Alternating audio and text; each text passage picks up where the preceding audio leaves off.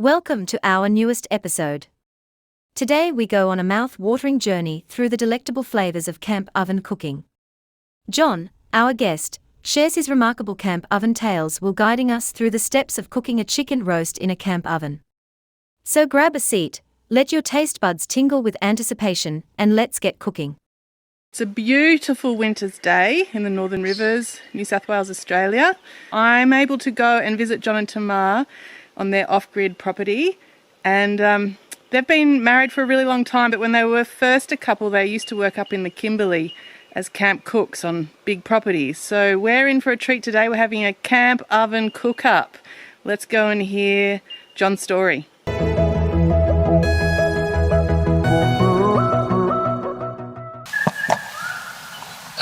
Yes, roast potato, onions, carrot and cauliflower and carrots in a cheese sauce on the side. Yes. And we've got 3 camp ovens. Yes, one for the chicken and maybe some veggies, probably not by the size of it. One for the veggies and a little one for the cheese sauce. We've got a stack of trees behind me that got pulled down, that was slowly burning through. And all wood is different, and all wood has a different temperature when it burns and creates coals to different degrees, and the coals are what we need to cook the food in the camp oven. And so roasts are a good way of testing wood, because it's hard to get a roast wrong when you're cooking on wood in a camp oven. And so this is new wood that you haven't actually really tested before? Well, I haven't tested it cooking in a camp oven. Yeah. I mean, we've been burning it in the house all winter, and I know it's hot, yeah, but I haven't really been monitoring how many coals we get from it, because we just chuck more wood in the fire when we need it. Tales of Kimberley camp oven cooking? Yeah, I do. We used to do all our cooking in camp ovens up in the Kimberley. And we used to have this camp oven that had a 5-foot circumference on it. It was enormous, this thing. It took 2 of us to pick it up, and it was really heavy, and you could get a whole shoulder of beef and a sack of potatoes, 20 onions, Wow. all the rest in this one big camp oven. It was about that deep. Yeah, probably about that deep. And it was excellent, and they liked it so much that they ordered one, especially it was a furphy. You know furphy down in Victoria? No. They've been making stuff since the war. There's an expression, to tell a furphy is to stretch the truth. Yep. And that's because in the Second World War, the people who made the water tanks that took stuff everywhere along the front lines were furphy, and they were all furphy tanks. So people would say, "What's the news from other places you have been?" And by the time, and it would all get exaggerated and what have you. So it's a furphy, because you heard it from the furphy crew. Anyway, so they wanted one of these 5-foot circumference things up at the homestead on the station where we were working. So they phoned up Furphy, they had it specially ordered, but whoever put in the order got circumference and diameter mixed up. Oh no. And they turned up with a truck with this camp oven. It was 5 feet across, and it was about that deep. You could get almost a whole cow in this thing, it was enormous. It was about that high, in fact probably almost a metre, 800 high. And they lifted it off the truck on a crane, and it just stayed there forever in that spot. They dug out underneath so they could shovel fire in and use it, but no one could ever move it ever again.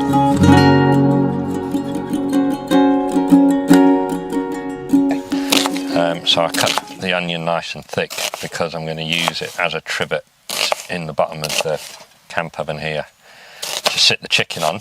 And I do that because I want to keep the chicken off the base, because this is going to be sitting on a bed of hot coals, this camp oven, and I don't want my chicken to burn, whereas I don't mind if the onion burns. Hopefully it won't, but if there is a bit too much heat at any point, then it doesn't matter if the onion burns, because it'll only be on the bottom and the top will still be good. There's going to be liquid in here too. So I sit the chicken on top, and this is a good trick whether you're doing it in an oven or a camp oven, but cook your chicken upside down for the first hour, and that lets all the juices stay in the breast. Yep. And then you just turn it over for the last kind of 20 minutes of cooking. It'll probably be about the last 40 minutes for us, because of the way we're cooking this, just to brown it.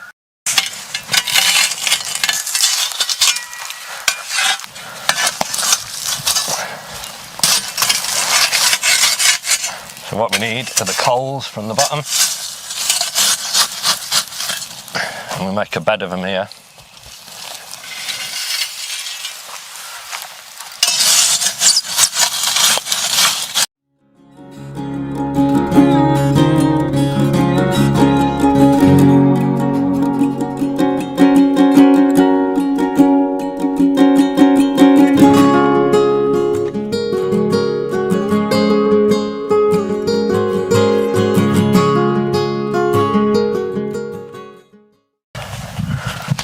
We want to sit the ovens on here, so that gives you the heat from the bottom, will heat up the pan.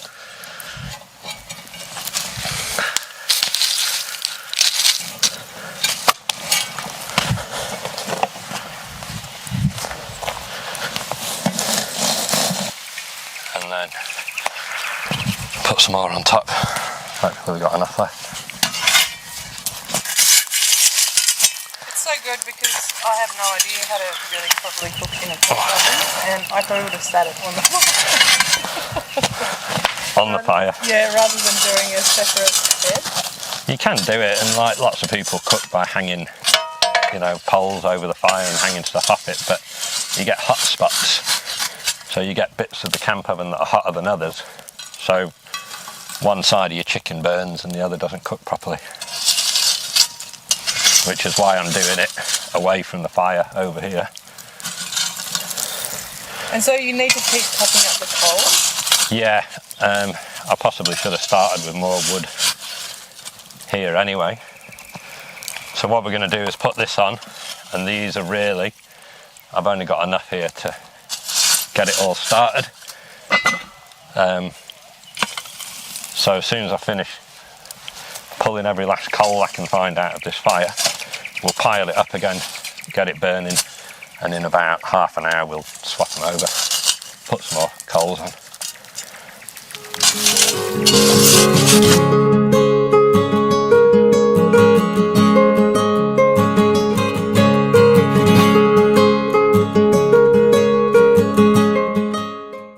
So I always think it's such a great story that you come from Sheffield in England to living, well, you know, via all your amazing adventures and experiences like the Kimberley, to now living here off-grid. I guess the Kimberley kind of seasoned you a bit, but how does it feel? Like, it's such a big lifestyle change from what you grew up. Living off-grid? Yeah. I love it. I love it. Yeah. I was 18 when I came here to Australia from Sheffield, and one of the first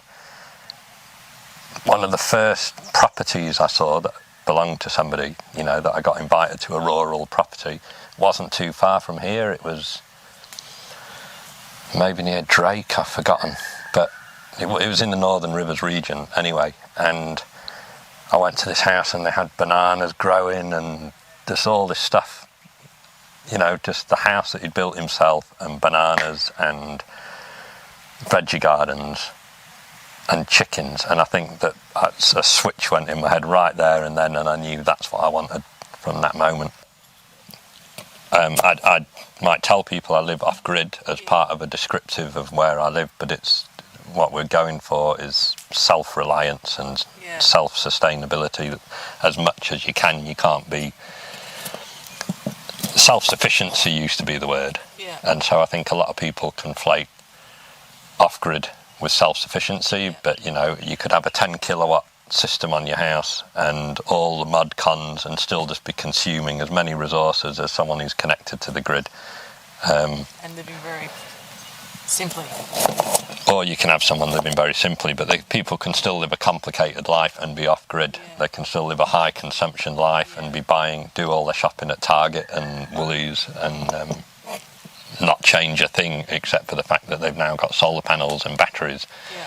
So that's why I find the phrase off-grid pretty misleading. It doesn't tell you anything about the person's lifestyle. Yeah. So our lifestyle here, we're going for the aim is self-reliance, where we can produce the majority of our own food, where we can just reduce our consumption on outside resources as much as possible, and we're not there yet.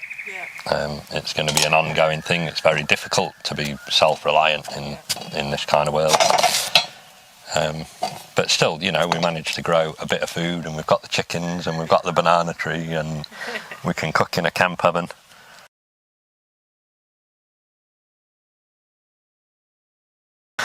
I think if I take the question as being, how do you live a more sustainable life, then definitely reducing your energy consumption is one. So whether or not you're on mains electricity or solar, at the end of the day, you should try and use less electricity all round. And when you do live off-grid, you need to learn to live differently. You do your high energy consumption tasks during the day when the sun is up. So I've got my wood shop inside, and I've got to use those tools on sunny days, the big high power things. I don't want to run my generator, so I've got to think about the power. And at night times we don't have a very big system, so at night times we don't use much power. We don't do our washing at night, we don't run a dishwasher, we watch TV a bit.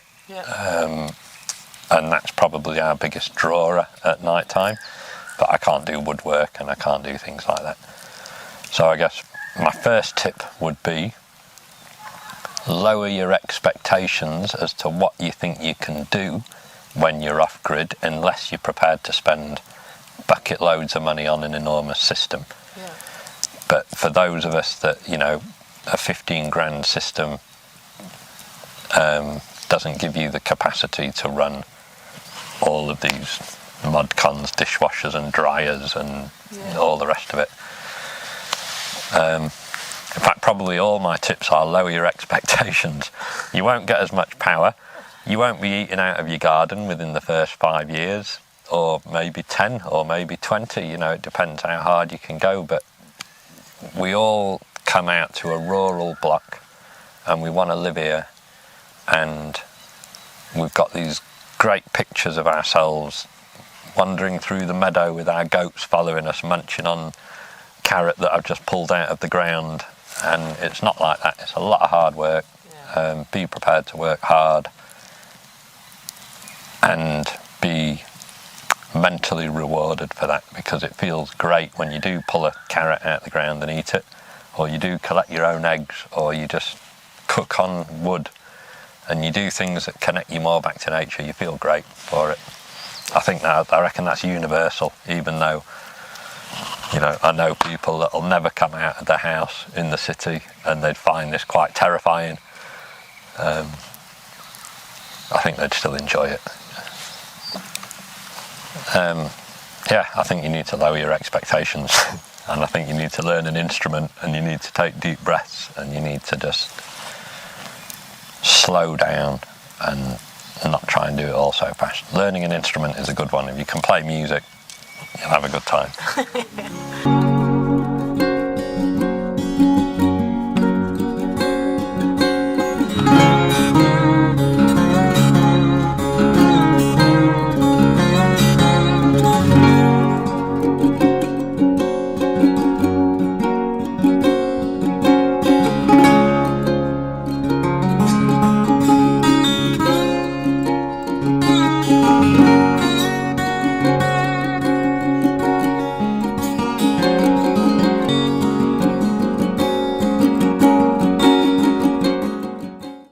We hope you enjoyed this episode and found this content inspiring and informative. Make sure to subscribe to stay updated. Drop your comments below. And don't forget to like this content and share it around. Head to the offgridtribe.com to keep the conversation going. Together, let's embrace the power of sustainable living.